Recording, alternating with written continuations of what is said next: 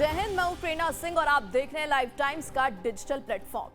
Share बाजार में आज यानी सोमवार 7 अप्रैल को साल की दूसरी बड़ी गिरावट आई है। सेंसेक्स 3000 अंक गिरकर करीब 72,300 के स्तर पर कारोबार कर रहा है। निफ्टी की अगर बात करें तो निफ्टी में 900 अंक की गिरावट है। ये 22,000 से नीचे कारोबार कर रहा है। इससे पहले 4 जून 2024 को बाजार 5.74% गिरा था। सेंसेक्स के सभी 30 शेयर गिरकर कारोबार कर रहे हैं। टाटा स्टील, टाटा मोटर्स और इंफोसिस करीब 10% टूटे हैं। टेक महिंद्रा, एचसीएल टेक और एलएनटी में भी 8% की गिरावट है। एनएसई के सेक्टोरल इंडेक्स में निफ्टी मेटल सबसे ज्यादा 8% टूटा है। आईटी, ऑयल एंड गैस और हेल्थ केयर में करीब 7% की गिरावट है। ऑटो, रियलिटी और मीडिया इंडेक्स 5% नीचे है। 2 अप्रैल से अब तक कच्चे तेल यानी कि क्रूड ऑयल के दाम 12.11% घट चुके हैं। वहीं आज ब्रेंट क्रूड 4% टूटकर $64 के नीचे फिसल चुका है। यह बीते 4 साल का निचला स्तर है। लेकिन क्या आपको पता है कि एक ऐसा शख्स है जिसने भारतीय शेयर बाजार में अचानक आई इस मंदी की चेतावनी पहले ही दे दी थी? जी हां, इस शख्स का नाम है जिम क्रेमर। जिम क्रेमर आखिर कौन है? इनकी प्रेडिक्शंस क्या सच में सही होती हैं? इन तमाम सवालों के जवाब आपको इस वीडियो में तो मिल ही जाएंगे, लेकिन सबसे पहले जानते हैं कि आखिर इस मंडे को लेकर, इस सोमवार को लेकर क्या कहा था जिम क्रेमर ने। दरअसल जिम क्रेमर के शब्द थे, ब्लैक मंडे आ रहा है, शाम को खुलेगा यूएस मार्केट। फाइनेंशियल कमेंटेटर और सीएनबीसी के शो मैड मनी के होस्ट जिम क्रेमर की चेतावनी के बाद भारतीय बाजार 4% गिरकर कारोबार कर रहे हैं। क्रेमर ने 2 दिन पहले कहा था कि अमेरिकी बाजार में 1987 जैसा ब्लैक मंडे आ सकता है। क्रेमर ने अमेरिकी राष्ट्रपति डोनाल्ड ट्रंप की ओर से दुनिया भर के देशों पर लगाए गए रेसिप्रोकल टैरिफ को इसके पीछे की बड़ी वजह बताया है। क्या आपके मन में भी सवाल है कि 1987 जैसा ब्लैक मंडे आखिर क्या है? तो आपको बता दें, शेयर बाजार की दुनिया में 19 अक्टूबर 1987 के दिन को ही ब्लैक मंडे कहा जाता है। दरअसल ये शेयर बाजार का सबसे बुरा दिन था। इस दिन डाउ जोन्स ही करीब 22% से ज्यादा नीचे गिर गया था।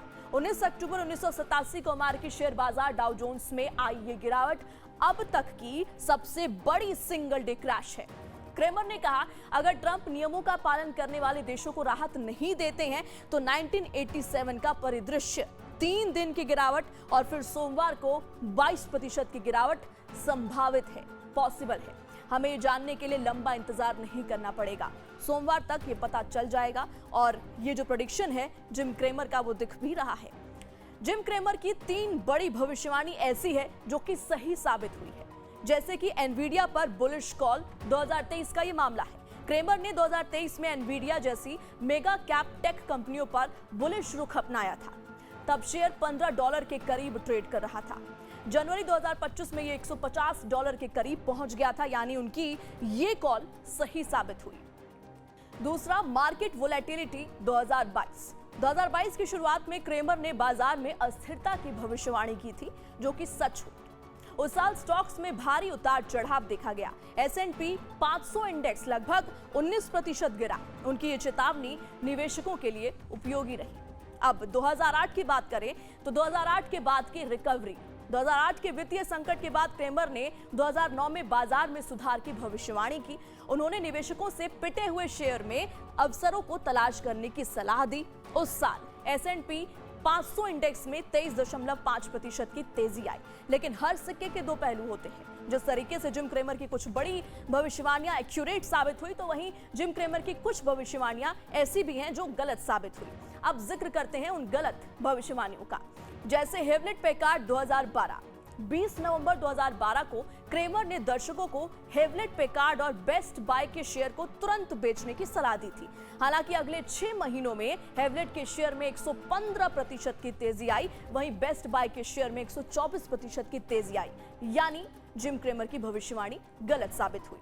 दूसरा ऐसा किस्सा, बियर स्टर्नर्स 2008। 11 मार्च 2008 को मैड मनी सेगमेंट के दौरान क्रेमर ने बियर स्टर्नर्स के बारे में एक दर्शक के सवाल का जवाब देते हुए कहा, नहीं, बियर स्टर्नर्स ठीक है, अपना पैसा बाहर मत निकालो, ये बेवकूफी होगी। 5 दिन बाद 16 मार्च को बियर स्टर्नर्स कोलैप्स हो गई और इसे $2 प्रति शेयर के हिसाब से जेपी मॉर्गन चेस को बेच दिया गया। एक समय इसका भाव $133 था। तीसरे ऐसे किस्से की बात करें तो .com बबल 2000। जनवरी 2000 में .com बबल के चरम पर क्रेमर ने टेक स्टॉक्स में निवेश की सलाह दी थी और कहा था कि 1999 जैसा प्रदर्शन दोहराया जा सकता है। जिम क्रेमर का एक्यूरेसी रेट की अगर हम बात करें तो एक्यूरेसी रेट लगभग 47% है। क्रेमर की भविष्यवाणियों पर की गई स्टडी में उनकी सटीकता को लगभग 47% पर आंका गया है। CXO एडवाइजरी ने 2005 से 2012 के दौरान उनके द्वारा चुने गए 62 स्टॉक का विश्लेषण किया था, जिसमें 46.8% सक्सेस रेट पाया गया।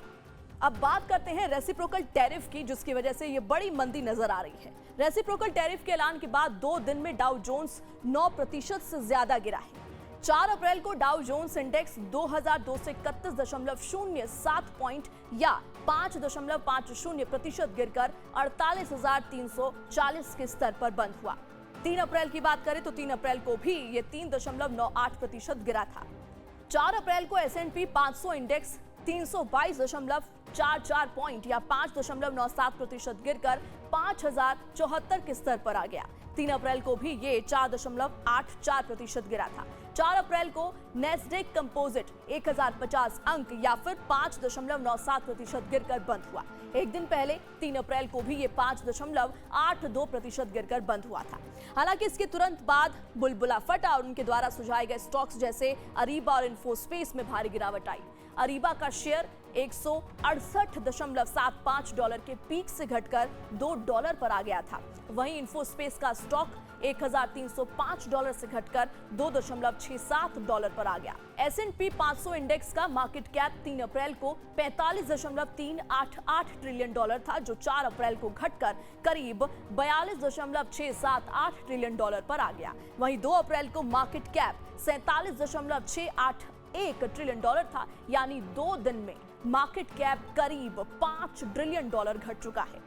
अब आपको बताते हैं अमेरिकी बाजार में गिरावट के 4 मुख्य कारण, जिसमें सबसे पहले और सबसे बड़ा कारण है चीन। चीन ने भी अमेरिका पर 34% टैरिफ लगाया है। चीन ने शुक्रवार को अमेरिका पर 34% जवाबी टैरिफ लगाने का ऐलान किया।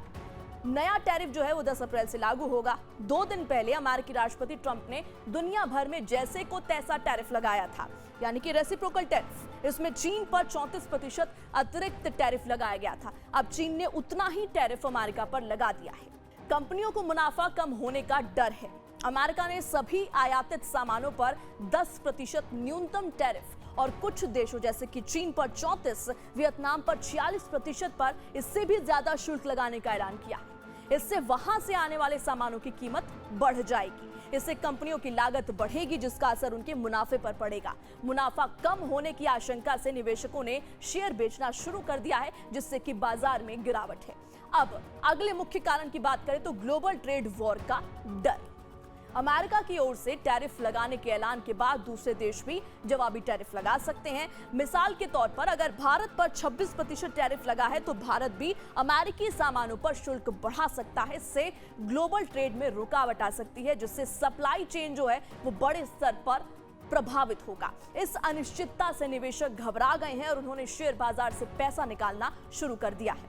इकोनॉमिक स्लो डाउन की चिंता है। टैरिफ से सामान महंगा होने पर लोग कम खरीदारी करेंगे, जिससे अर्थव्यवस्था की रफ्तार धीमी हो सकती है। साथ ही मांग कम होने से कच्चे तेल की कीमतें भी गिरी है।